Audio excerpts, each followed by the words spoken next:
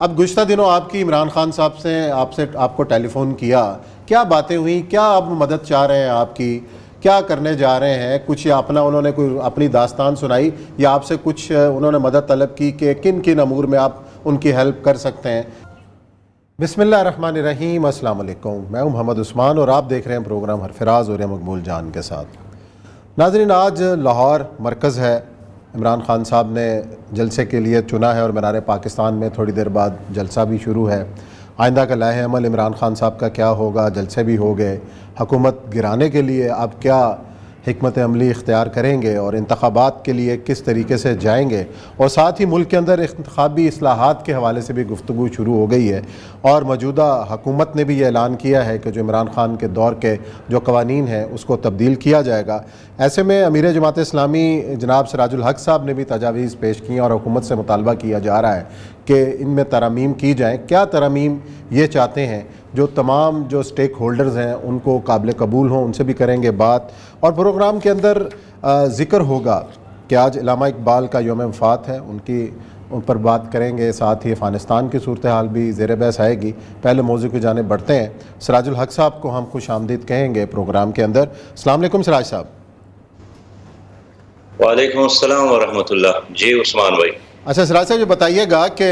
میں آپ کا بیان بھی سن رہا تھا، پریس کانفرنس بھی آپ نے کی، انتخابی اصلاحات ایک بنیادی آپ کا موضوع ہے، اور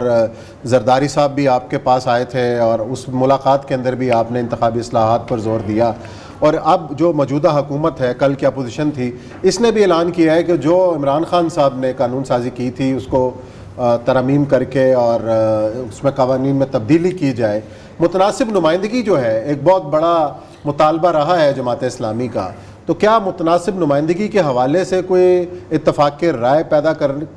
کیا جا سکتا ہے؟ آپ بھی دیگر سیاسی جماعتوں کے ساتھ بھی ملاقات کرنے والے ہیں اور پورا ایک قسم کا جرگہ لے کے ان کے پاس جانے والے ہیں، تو کیا پلان ہے اور کیا ہونے والا ہے، اور آئندہ انتخابات اب کب دیکھ رہے ہیں؟ بسم اللہ الرحمن الرحیم۔ پہلی بات تو یہ ہے کہ تقریباً 4.5 سال قبل بھی میں نے متناسب نمائندگی کے بارے میں اور الیکشن اصلاحات اور ریفارمز کے حوالے سے تینوں جماعتوں کے سربراہان سے بات کی تھی۔ زرداری صاحب سے بھی، نواز شریف صاحب تو نہیں تھے، شہباز شریف صاحب کے ساتھ بھی، اور عمران خان صاحب کے ساتھ بھی، اور آج پھر میں اسی موقع پر قائم ہوں کہ الیکشن ریفارمز اور ایک صحیح سمت میں اصلاحات کے بغیر کوئی بھی الیکشن ہو تو یہ سرمایہ داروں کا ایک کھیل تو بنتا ہے، لیکن عوام کے لیے یہ ایک ایکسرسائز فار نتھنگ ہے، اور یہی وجہ ہے کہ عام آدمی، باصلاحیت آدمی،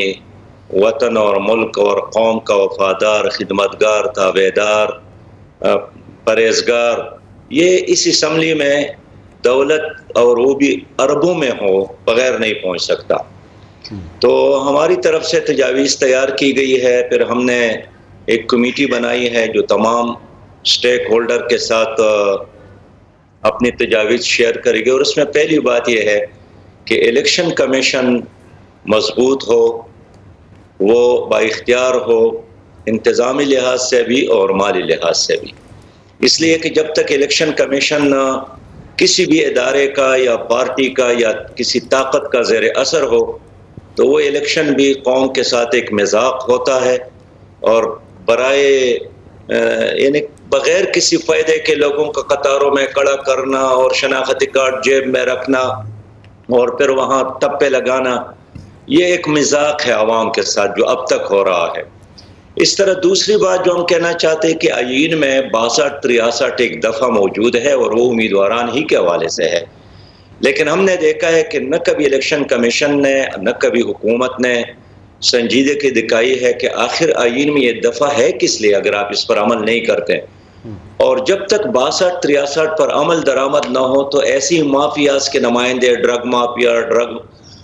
پیٹرول مافیا اور لینڈ مافیا اور اس طرح یہ مافیاز یا خود ان کے نمائندے یہاں پر آئیں گے، وہ ان لوگوں پر انویسٹمنٹ کرتے ہیں،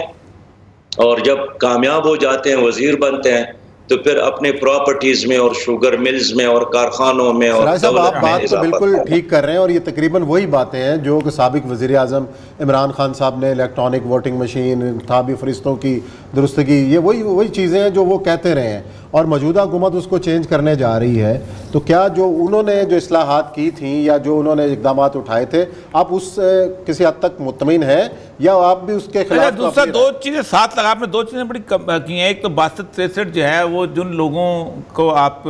سکھانے کی کوشش کر رہے ہیں کہ جب بذات خود اس کے افیکٹیز ہیں، ہماری جو میجورٹی ہماری سیاستدانوں کی ہے، اللہ ماشاء اللہ، ان کو اگر اسی پیمانے پہ رکھا جائے، وہ یہی اوپری لیتے ہیں کہ آپ کون ہوتے ہیں ہمیں ناپنے والے، تو اس کا پیمانہ کیسے بنایا جائے گا؟ ایک تو یہ سوال بڑا امپورٹنٹ ہے۔ متناسب نمائندگی، اتنا اچھا آپ کا تصور ہے کہ دنیا میں 97 ملک جو ہیں وہ متناسب نمائندگی کی طرف چل گئے، خود قائد اعظم نے یہ ملک متناسب نمائندگی کی بنیاد پہ بنایا تھا۔ بیسک چیز یہ کہنے کی صرف مطلب یہ ہے کہ یہ جتنی جو باقی لوگ ہیں، کیا وہ یہ جن کے مفادات پہ زد پڑتا ہے، اس میں آپ کی آواز جو ہے وہ کہاں تک افیکٹو ہوگی؟ دیکھیے پوری مقبول جان صاحب، آپ نے بڑی اچھی بات کی، بلکہ صحیح بات کی کہ متناسب نمائندگی کے نتیجے میں مافیاز پھر نہیں آ سکیں گے، صحیح۔ اور ان الیکٹیبلز اور مافیاز سے نجات کا یہی واحد راستہ ہے۔ اور مجھے ان پارٹی کی لیڈروں نے یہی کہا تھا کہ ہم تو اپنا جھنڈا اور ٹکٹ ایک ضلع میں ایک جاگیردار کے حوالے کرتے ہیں، پھر وہ جانے اور ان کا کام جانے، وہ دولت لگاتا ہے، وہ لوگوں کو خریدتا ہے، اور ہر قیمت پر وہ اسمبلی تک پہنچ جاتا ہے، اور پھر وہ ہمارے دائیں بائیں ہو جاتے ہیں۔ یہ متناسب نمائندگی ان دوستوں کے کہنے مطابق یہ آپ جماعت اسلامی کو سوٹ کرتا ہے، لیکن میں نے کہا یہ جماعت اسلامی کا مسئلہ نہیں ہے، یہ پوری قوم کا مسئلہ ہے۔ جب آپ بھی کہتے ہیں کہ مافیاز اور غلط لوگ نہیں ہونا چاہیے، تو راستہ کیا ہے؟ اس لیے اوریا مقبول جان صاحب، جو آپ جیسے لوگ ہیں، جو ملک میں انٹیلیجنشیا ہے، جو مخلص لوگ ہیں، ان سب کو اب متناسب نمائندگی کے لیے کام کرنا چاہیے۔ یہ الگ بات ہے کہ یہ نظام ان الیکٹیبل کے لیے تو اچھا نہیں ہے، اس لیے کہ پیچھے رہ جائیں گے، باصلاحیت لوگ، دیندار لوگ سامنے آئیں گے۔ پھر یہ سپریم کورٹ نے میرے سامنے کہا تھا جسٹس صاحب نے کہ اگر 62-63 پر عمل ہوتا ہے، تو میں اس وقت پیچھے بیٹھا تھا سپریم کورٹ میں، اور وہ حال بالکل لوگوں سے کچا کچ بھرا تھا، تو اس نے کہا کہ وہی ایک آدمی بچ سکتا ہے، باقی اب سارے لوگ جیل میں جائیں گے۔ میرے خیال میں شاید انہوں نے زیادہ لوگوں کو ڈرایا ہے، لیکن تاریخ نے یہ بات ثابت کر دیا ہے کہ اگر 62-63 پر عمل نہیں ہوتا تو یہی لوگ آئیں گے جن کے دامن پر کرپشن کے دبے ہیں، جو ڈیفالٹر ہے،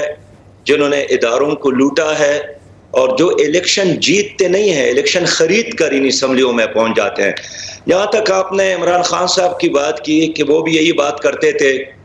وہ یہ بات کرتے تھے لیکن الیکشن سے قبل، الیکشن جیتنے کے بعد وہی لوگ جن سے نجات کے لیے لوگوں نے عمران خان کو ووٹ دیا تھا، جن سے لوگ تنگ تھے، جن سے لوگ بیزار تھے، جن پر لوگ لعنتیں بیچتے تھے، انہی لوگوں کو انہوں نے لا کر دائیں بائیں بٹھایا، ان کو وزیر بنایا، مشیر بنایا، اور ان کی جو ڈھولی تھی وہ انہی کندھوں پر پھر موجود تھی، اور آج تک وہ ان کے دائیں بائیں کھڑے ہیں، اس لیے کچھ نہیں کر سکے۔ جہاں تک اوورسیز پاکستانیز کا مسئلہ ہے، میرا یہ بھی ہے، اور میرے جو الیکشن ریفارمز میں تجاویز ہے اس میں اوورسیز پاکستانیوں کے لیے ووٹ کا حق شامل ہے، لیکن میرا صرف اتنا اس میں اضافہ ہے کہ اوورسیز پاکستانیز کو ان کی تعداد کے لحاظ سے قومی اسمبلی میں سیٹ مخصوص کیا جائے۔ یعنی اگر ایک برطانیہ میں، سعودی عرب میں، کویت اور متحدہ عرب امارات میں ایک ووٹر ہے، وہ اگر باولپور اور چترال اور سوات کی کسی آدمی کو ووٹ دیتا ہے، وہ صحیح فیصلہ نہیں کر سکے گا کہ اہل کون ہے اور غیر اہل کون ہے، لیکن اگر ان کے لیے قومی اسمبلی میں سیٹ مخصوص کیا جائے، نہیں، یہ نئی حکومت نے تجویز پیش کی ہے، یہ تجویز پیش کی ہے۔ سراج صاحب، اب گزشتہ دنوں آپ کی عمران خان صاحب سے آپ کو ٹیلی فون کیا، کیا باتیں ہوئیں؟ کیا آپ مدد چاہ رہے ہیں؟ آپ کی کیا کرنے جا رہے ہیں؟ کچھ اپنا انہوں نے کوئی اپنی داستان سنائی یا آپ سے کچھ انہوں نے مدد طلب کی کہ کن کن امور میں آپ ان کی ہیلپ کر سکتے ہیں، یا مل کر چلنے کی کوئی بات کی انہوں نے؟ اس نے یقیناً تقریباً کوئی 4.5 سال بعد فون کیا، اور یہی مجھے بتایا کہ یہ جو سازش ہے بہت بڑی سازش ہے، اور پھر انہوں نے کہا کہ ہم رابطہ رکھیں گے اور ہم کمیٹی جرگہ بنا کر آپ سے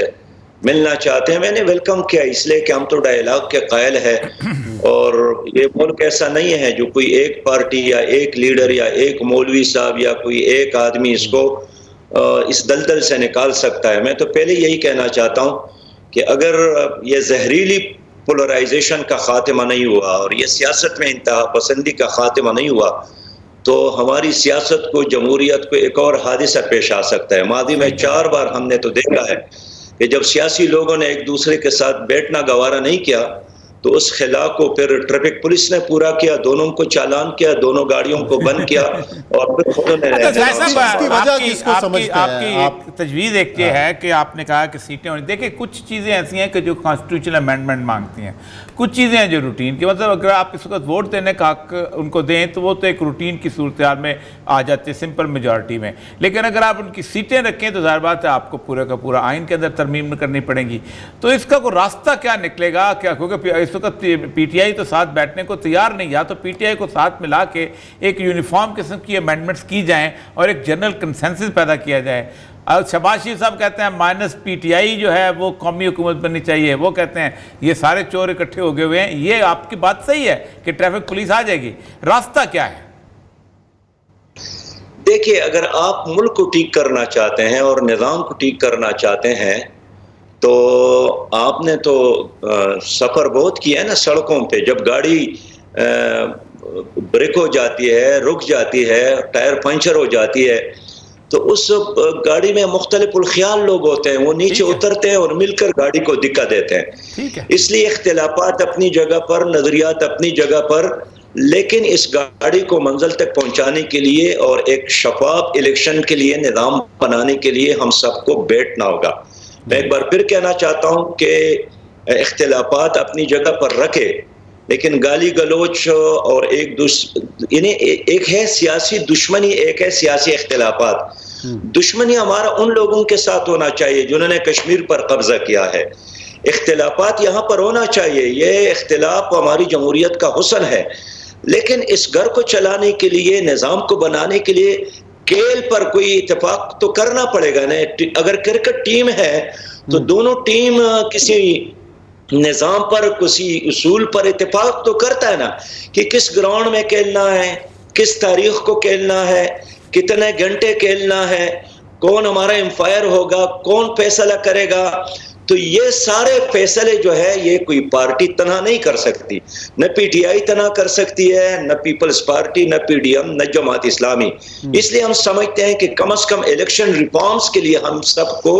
ایک جگہ پر بیٹھنا ہوگا، ورنہ آپ کے الیکشن کمیشن میں جن ممبران کی کمی ہے تو وہ تو اپوزیشن اور اقتدار والوں کے باہم کنسنسس کے بغیر اس طرح آئندہ اگر الیکشن کے سے پہلے ہم نے ایک عبوری حکومت بنانی ہوتی ہے الیکشن کی نگرانی کے لیے تو اس کے لیے بھی کنسنسس تو ضروری ہے۔ تو میں یہی سمجھتا ہوں کہ اگر ہم واقعی جمہوری لوگ ہیں تو ایک بہتر جمہوریت کے لیے کیا طریقہ کار ہو، الیکشن ہے، الیکشن کے لیے کیا طریقہ کار ہو، متناسب نمائندگی، غیر متناسب ان تمام چیزوں پر ہمیں باہم بیٹھ کر ڈائیلاگ کرنا ہوگا۔ آپ کو یاد ہے عوریہ صاحب کہ جب عمران خان وزیر اعظم تھے تو شہباز صاحب یہی دعوت دیتے تھے کہ معیشت کوئی پارٹی تنہا نہیں کر سکتی، اس کے لیے ایک نیشنل ڈائیلاگ کی ضرورت ہے، ایک میثاقی معیشت کی ضرورت ہے۔ اب اگر خود شہباز صاحب اسی جگہ پر بیٹھے ہیں تو اب میں ان کو یاد دلانا چاہتا ہوں کہ اب اکیلے لڑنا آپ کے بس کی بات نہیں ہے، آپ سب نے مل کر اپنی قوم کو اس عذاب سے نجات دلانا ہے۔ بے شک۔ بہت شکریہ سراج الحق صاحب، بڑی تفصیل سے آپ نے اپنا موقف بیان کیا اور کتنا ضروری ہے انتخابی اصلاحات کرنا اور اس کے بغیر الیکشن میں جانا، اس کے کیا نتائج ہوں گے، قوم سے تسلیم کرے گی نہیں۔ بریک لیتے ہیں، بریک کے بعد آئیں گے تو پروگرام کا سلسلہ جاری رکھیں۔